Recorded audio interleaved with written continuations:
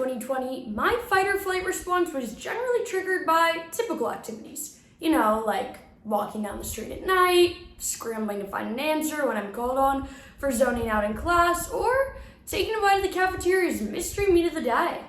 But now that COVID-19 and the quarantine have taken away these activities, there's a new emotionally draining venture that I get to sweat about. Watching the news! The days of sitting comfortably with the rest of the fam are over. Now, we're like a group of Navy SEALs about to begin BUD/S training every night. The West Coast is literally on fire. The notorious RBG is gone. And ingesting bleach actually doesn't cure COVID-19. Seriously, I even have to cover my dog's ears in an effort to protect him. Trust me, buddy, you don't want to hear this.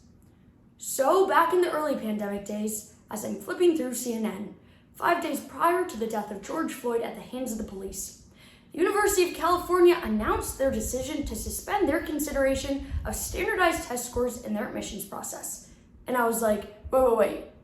Did I just hear good news? No more Saturday mornings fidgeting in a plastic chair and trying not to cry for 3 hours?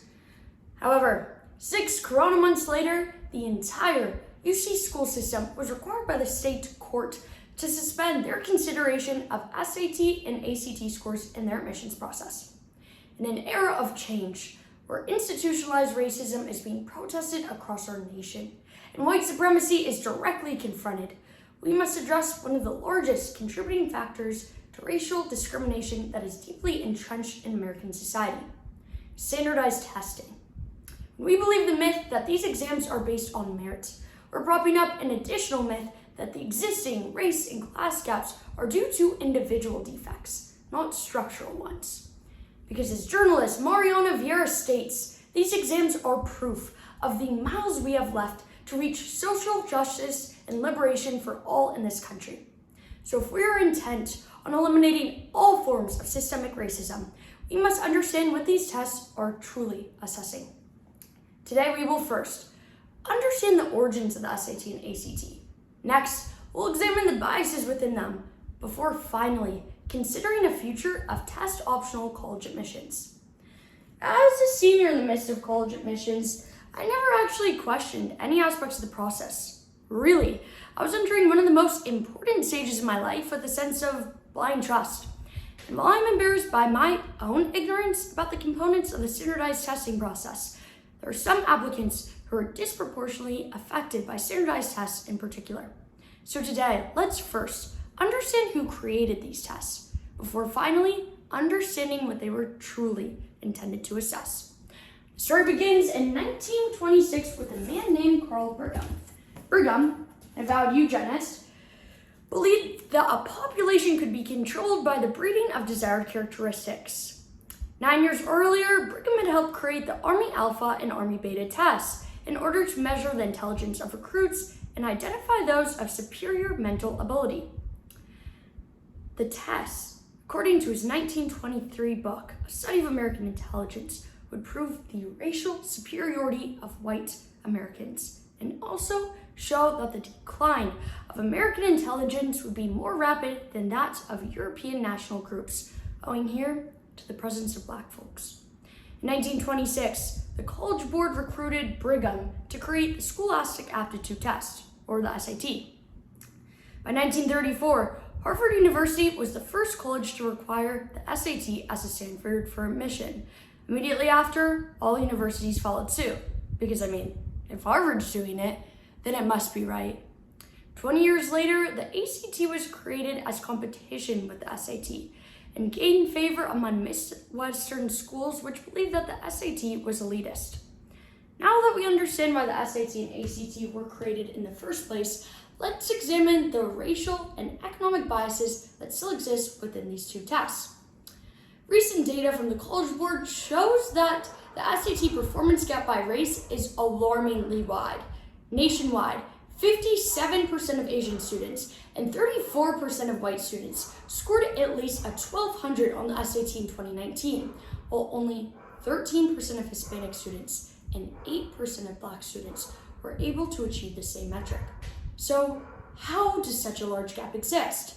In his How the SAT Creates Built-in Headwinds, Jay Rosner, a national admissions test expert, explains the process that was used by SAT designers to determine which items would be included on future tests. The items more correctly answered by blacks than whites were discarded by the Educational Testing Service, whereas the questions answered by more whites than blacks were kept.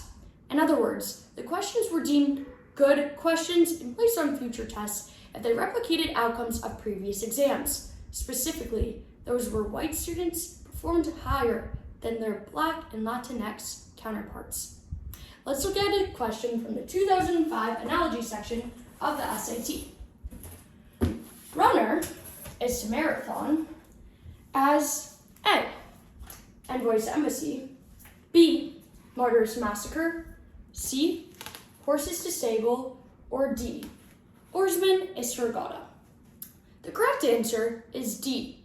Oarsman is to Regatta, which was answered correctly by 44% of white students and only 21% of African American students. The problem here is that the correct answer requires a body of knowledge that is more likely to come up in the daily lives of affluent white students than in the lives of less affluent minority students. Additionally, the American Psychological Association found evidence that the College Board actually places information within passages, reminding women and people of color of negative stereotypes about them, which increases their test anxiety and leads them to underperform. For instance, there were several examples of stereotype threats in the SAT proctored in May of 2015. The math question involved a chart showing more boys than girls in math classes overall. In the verbal section, asked students to analyze a 19th century polemic arguing that a woman's place is in the home. In the results of these negative stereotype threats for 2015, women averaged a score of 496 in math, while men averaged a score of 527. Now that we understand the racial and economic biases that exist within these two tests, let's consider a future free of the SAT and ACT. Now, COVID-19 has completely changed the process of college admissions. Some schools have announced that they will be test optional for multiple years, and some have ditched testing requirements permanently. This shows that colleges really don't need these tests in order to analyze a student's ability to succeed, and the SAT and ACT aren't even testing for information that we've learned in school. Rather, the College Board explains that the standardized tests are used to assess a student's readiness for college. But is this really accurate? Researchers at the University of Chicago were curious to find out. And what did they find? That high school GPAs were 5 times stronger than SAT and ACT scores at predicting graduation rates at higher levels of achievement. And high school GPAs were consistent across all schools, unlike standardized test results. If we truly want to fight for equality, we must work to provide equal educational opportunities for those who struggle to access them. Although it was difficult for me to accept that discrimination exists within the college admission process, a process that I had previously thought to be free of bias, I'm grateful for this realization.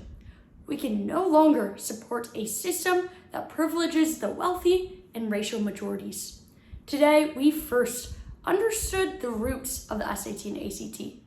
Next, we examined the biases within them, before finally, we considered a movement to abolish them. These standardized tests enforce the same narrative that we feed off of in the United States, that those who work hard make it. However, after analyzing how the SAT was created to uphold a racial caste system, we now see that making it is not based on work ethic. It's based on household income, level of parental education, and race. Our sweat should no longer be spent bending over these exams, rather on working to abolish a system that implicitly discriminates against bodies of students.